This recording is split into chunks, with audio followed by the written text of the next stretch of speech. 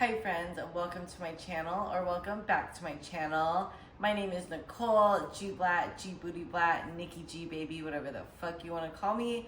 And we are back at it with another video. This one's gonna be a little different. It's not my usual training or food vlogs, but I thought we could switch it up, do a little sit down video, chat with you, let you know my thoughts on certain topics.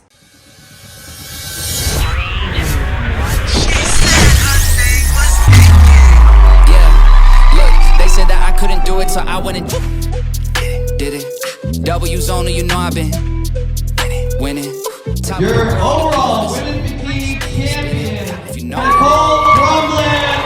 Congratulations! So today, if you read by the title, we are going over 5 reasons why you're not making progress in your health and fitness journey. I have my notes on my little iPad here, so just thought we could go through it. So all of these reasons are things that I have learned throughout my own health and fitness journey before I got into bodybuilding, and then now even through bodybuilding.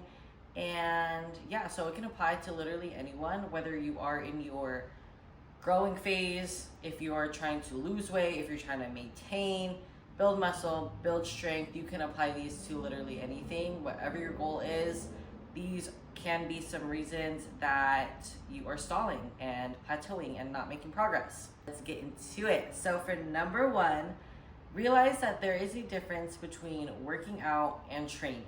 Working out is just like going to the gym or taking a class, but not having any real intention behind what you're doing other than just to get active and get some movement in, which there's nothing wrong with that. All movement is good movement, and I encourage that, especially if you're just starting out. But if you are looking for some significant strength and hypertrophy gains, you gotta dial it in and start actually training. So for training, the 3 main things that I find very important are your intensity, your intention, and progressive overload. They all kind of overlap, work in with each other. So when you're training, you should have intention. There should be reason behind what movements you're doing, why you're doing them. Sometimes it really matters, like the order that you do it in, the sets, the reps, the weight, all of that. So my big tip for this is to write down, whether it be in your notebook or on your phone notes app. I do it all in my notes app. I'm very type A, so I keep it all organized between my lifts, what day I'm doing them, and then how much like weight and reps I completed for each movement, so that I can reference that each week and see where I'm improving, where I am getting stronger, some things I need to work on for the following week, whatever. I make myself little notes. So that goes along with the intensity too, like how hard are you actually pushing? You don't have to go to failure for everything. There's a time and place. Again, there's like structure for all of this, but you should still keep that in the back of your mind. Like, be intentional. If you want to grow and get stronger, you need to be able to track and document that so that you know that you are making progress over time. Boom. All right, next up we have underestimating food. If you are new to tracking macros or just being more conscious and aware of what you're eating, you might start to overlook some things, and that's the reason why you are plateauing. Again, whether you are intentionally trying to gain weight and gain muscle, or if you're wanting to lose weight, lose body fat, recomp, anything, literally anything. Okay, so just to get like a basic easy one out of the way that people often overlook are your sauces and your creamers, condiments, anything extra that you're putting on your food. But especially whenever you're first getting into tracking food, you kind of don't think that it makes that much of a difference. But when you actually break it down, if you measure it for the first time, you will see like, oh shit, I'm using way too much. This is like 5 times the serving, especially with like creamer. Creamer serving sizes are 15 milliliters, 15 grams, whatever. And if you were to just be starting out and you're pouring all that creamer in, you are going to be shook and hit with a great reality that, oh my God, I literally am overdoing the shit out of this. Similar for sauces. So really just be mindful of that. That's why I always encourage, I think macro counting or just learning how to weigh your food, just starting there is so important because it helps you understand and learn about portion sizes. And yeah, that makes such a big difference. The next part about the food underestimations are raw versus cooked food. So this one's a little bit more meticulous. If you've ever noticed, whenever you were cooking something, such as meats or vegetables, carbs, it changes weight depending on if it's raw or cooked, right? Who would have thought? So for meat, what I learned is, for the most part, it all depends on how you're cooking it. For me, I throw everything in the air fryer, and I've tested this multiple times. Usually the raw weight of meat, whenever it's cooked, it loses 75% of its water, basically. That's to put it in simple terms, right? So if you have 4 ounces of raw meat, which usually that's the serving size on mostly anything, put it in the air fryer, take it out, it's going to be 75% less than what it weighed when it was raw.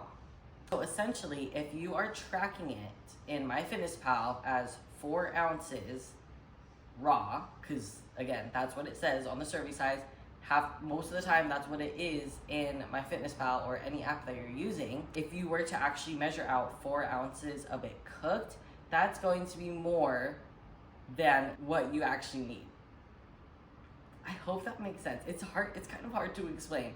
I will log it as 4 ounces cooked, but when I measured out to actually eat it, I will measure out 75% of that. 75% of 4 ounces is 3 ounces. Similarly, with sweet potato, if you've ever cooked a sweet potato, potatoes, whatever, I measure it raw because whenever you cook it, it loses, again, all that moisture. So if you were to log, say, 200 grams of sweet potato, but you measured it when it's cooked, that's a lot more volume that you are like underestimating and actually eating versus what you tracked. So that's just kind of a really big one, and it makes such a difference. For the most part, with meat and veggies, potatoes, it loses 75% of its mass due to water, whenever you're cooking it. So that's just kind of my rule of thumb. If I'm logging it as the raw macros and calories, I will measure out 75% of it. Boom. Okay, so a third reason as to why you might not be seeing the progress that you are hoping for is because your activity is only making up 1 hour out of your whole 24 hours. What do I mean by this? You are only working out for 1 hour, but you are sedentary for the rest of the day. I see this like time and time again with people is they will say like, oh my God, I'm working out, I'm doing all this and that, but in reality, like they have a desk job and they are not prioritizing any movement outside of the 1 hour that they are in the gym. A majority of the activity you do outside of the gym is what's going to help you lose the weight. One way to track this is obviously steps. Steps make up a big portion of your movement throughout the day, and I think a good starting place, if you are like very sedentary, is just aiming for like 6,000 to 8,000 steps a day and then slowly try to increase that over time. People really underestimate the amount of movement they're actually doing throughout the day. That's what makes like all the difference. Like if you were to go from sedentary to 10,000 steps a day, your weight will come off like that. And it's just so important to keep ourselves moving. It helps with metabolism, it helps with digestion, literally everything. And even just like small movements such as like fidgeting and everything, that makes up your NEAT activity, which is also known as your non-exercise activity thermogenesis. Essentially, that's just like how your body is metabolizing and being able to expend energy throughout the day that's not from doing like intentional exercise. So that's really important, again, for overall health and keeping everything moving, keeping a healthy body, baby. The fourth reason why you might not be seeing some progress is because you have improper rest and recovery. There are so many studies that highlight the importance of sleep and recovery on overall health, like regardless of if you are in the gym or not, sleep is literally key. It is everything. Poor sleep quality and quantity will not only stall weight loss, but it also is not beneficial for muscle gain. Sleep is anabolic, okay? We want to build muscle, we want to recover, and that all occurs when we are sleeping. Get your sleep, like 7 to 9 hours makes all the difference. It applies to whether you are losing weight, gaining muscle, both, all of it. You need your sleep and recover. Don't be training 7 days a week. There is a point of overdoing it, as with anything. So, give yourself those rest days. You need to have that time for your body to rest and repair so it can grow and get through all the functions that it needs to. Boom. And we have made it to the fifth reason of why you might not be seeing the progress that you are aiming for in your health and fitness journey, and that is you have not accepted delayed gratification.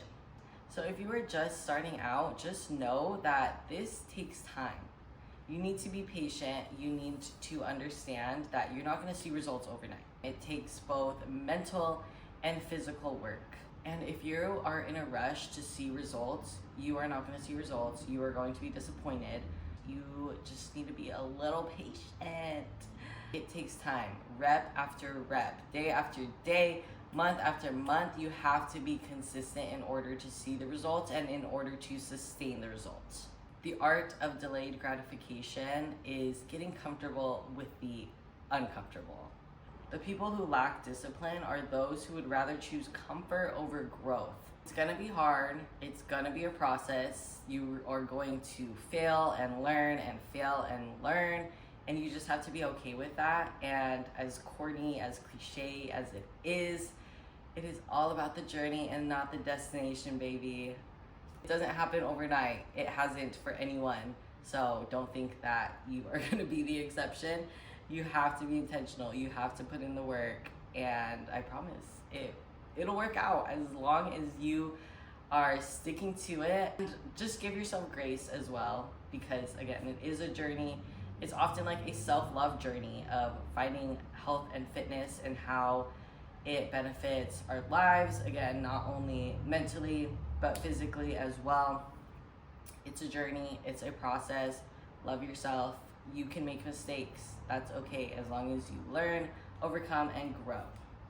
So that's my little yap sesh. I hope you enjoyed. Thank you so much for watching. If you have made it this far, please make sure to like, comment, and subscribe, and I will see you next Sunday. I love you. Sitting in my Bentley, thinking about these hoes.